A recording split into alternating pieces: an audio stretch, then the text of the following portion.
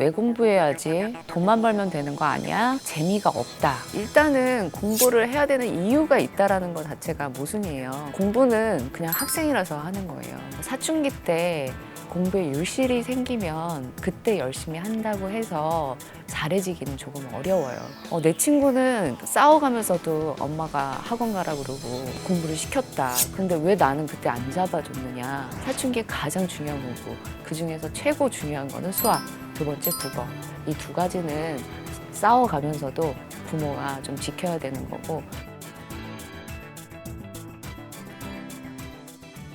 사춘기가 되면 아이들은 공부를 하기 싫어합니다. 이유는 공부를 왜 해야 하는지 생각하기 때문입니다. 예전에는 친구들이 하니까, 공부하는 모습을 엄마가 좋아하니까 그냥 따라하는 공부였다면, 사춘기에는 왜 공부해야지? 돈만 벌면 되는 거 아니야? 라는 질문이 공부가 하기 싫을 때마다 자녀의 마음을 혼란스럽게 합니다. 부모님들은 가끔 너 공부하기 싫으면 안 해도 돼. 너 하고 싶은 거 해. 내가 도와줄게. 얼핏 들으면 이 이야기가 아이들에게 힘이 되고 스트레스도 줄어들게 만들 거라고 생각하시지만 아이들의 공부를 더 안 하게 되는 원인이 됩니다. 그리고 사춘기 친구들이 하는 말은 공부가 조금 재미있으면 공부를 할 만하겠다라는 겁니다. 그러면 제가 이야기합니다. 공부는 원래 재미가 대체로 없는데 어쩌다가 재미있는데 어떡하지? 하면 아이들이 굉장히 당황합니다. 공부는 학생이라서, 그리고 내가 보다 나은 사람이 되려고 배우고 익히고 나를 발전시키기 위해서 하는 것이지, 실용성만을 가지고 공부를 평가한다면 내가 하고 싶은 공부가 없어지고 매번 흔들리게 됩니다. 공부하는 이유는 어찌 보면 심플합니다. 공부를 하는 이유는 자녀가 학생이기 때문입니다. 아이들도 학생이라는 직업이 있고 어찌 보면 책임입니다. 공부는 돈을 벌기 위해서 하는 것이 아니라 온전히 기능하는 인간으로 성장하기 위한 과정이고, 때로는 하기 싫은 걸 참으면서 해내는 사회 구성원으로서의 나의 책임을 배우는 것입니다. 사춘기 공부를 관리하기 위한 팁은 아이에게 공부를 왜 해야 되는지 진지하게 생각해보고 이야기하는 시간을 가지셨으면 좋겠습니다. 공부하는 이유와 생각이 정리되면 공부 잡념이 많이 줄어들 수 있습니다. 이때 도움이 되는 활동이 진로나 흥미를 찾는 것입니다. 간혹 진로나 흥미가 없어서 공부가 안 되는 것으로 생각하실 수 있는데 이것은 핑계에 불과합니다.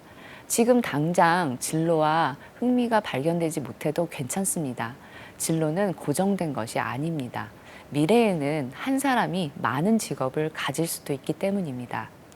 두 번째는 공부를 관리하는 공식적인 코치 혹은 멘토의 역할을 자녀와 상의해서 부여받으시기 바랍니다. 자녀와 부모가 어떤 것을 도와야 하는지 서로 상의하고 도와주시기 바랍니다. 그 분야에 최고의 실력을 가진 국가대표 선수들도 생활을 관리받는 코치가 있습니다. 무엇인가 노력을 해야 하는 일들, 경쟁이 있는 것들엔 고통이 따르고 슬럼프도 있기 때문에 누군가 함께하고 도와주는 것이 필요하기 때문입니다.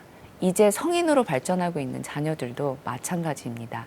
부모님은 코치 같은 역할로 자녀를 관찰하고 도움을 요청할 때 적극적으로 나서주시고, 힘이 들면 격려하고 때로는 훈육도 할 수 있어야 합니다. 사춘기에는 실패와 게임 중독과 같은 위험을 부모님이 꼭 함께 관리해 주시기 바랍니다.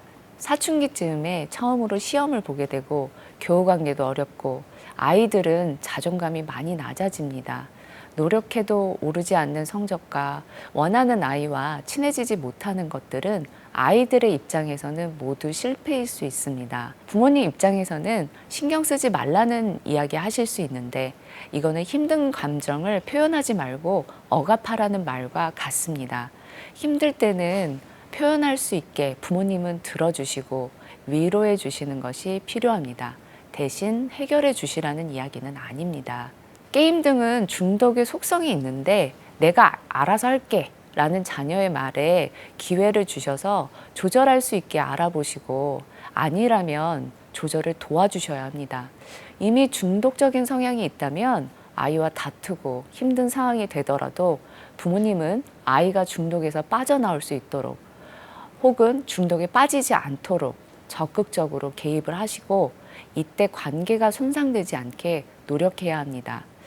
이미 관계가 손상되었다면 전문 기관이나 상담센터의 도움을 받으시면서 진행하는 것이 좋습니다. 공부를 힘들게 하는 문제 중에서 의외로 사춘기 잠의 문제가 많습니다. 사춘기 아이들은 늦게 자고 아침에 일어나지 못하는 모습을 보입니다. 다음은 사춘기 잠의 원인을 잘 아시면 되는데 사실 이 부분을 잘 모르시는 부모님도 상당히 많습니다. 쉽게 말해서 사춘기 아이들의 뇌는 리모델링 공사 중이라고 이해하시면 편합니다. 백화점에서 리모델링 공사를 한다고 한번 생각해 보시면 영업시간이 아닌 때 휴점 상태에서 공사를 진행해야 합니다. 아이들 뇌도 같습니다. 아이들의 뇌는 활발히 활동하는 일과 시간이 아닌 잠자는 휴식 시간에 이루어지기 때문에 잠이 꼭 필요하고 이 시기에 잠은 늘어납니다. 성장하면서 잠의 패턴이 아동의 수면에서 성인의 수면 패턴으로 바뀌면서 나타나는 현상입니다. 청소년이 되면 수면에 영향을 주는 호르몬인 멜라토닌의 분비 시간이 늦춰져서 아침에 일어나기 힘들어집니다. 멜라토닌 분비 시간이 지연이 되면 빛에 대한 민감성이 줄어들게 되고 날이 밝으면 저절로 깨어지는 기능이 아동기에 비해서 떨어지게 됩니다. 아동기와 비교해서 생활이 무너지고 퇴보된 것이 아닌지 걱정하실 수 있지만 이 역시 사춘기의 변화입니다. 아이들이 나태해졌다 오해하지 마시고 한심한 눈으로 야단치지 마시고 수면 관리하는 것을 도와주셨으면 좋겠습니다. 이때 깨는 시간을 조절하시려고 하는 것보다는 잠에 드는 시간을 일정하게 조정을 하고 몸이 기억하게 해서 적정한 시간을 규칙적으로 자는 것이 좋습니다. 저는 대입 때 급체로 시험을 제대로 보지 못했습니다. 지금도 너무나도 생생한 기억인데 4교시 때 시험이 끝나는 시간보다 먼저 시험장을 나왔습니다. 이때 아이들이 한 명 떨어졌구나 하면서 나를 보았던 아이들의 시선, 그 싸늘함이 마음의 상처로 남아서 지금까지 시험 불안, 이렇게 큰 자리에 나서게 하는 일이 모두 무섭고 불안합니다.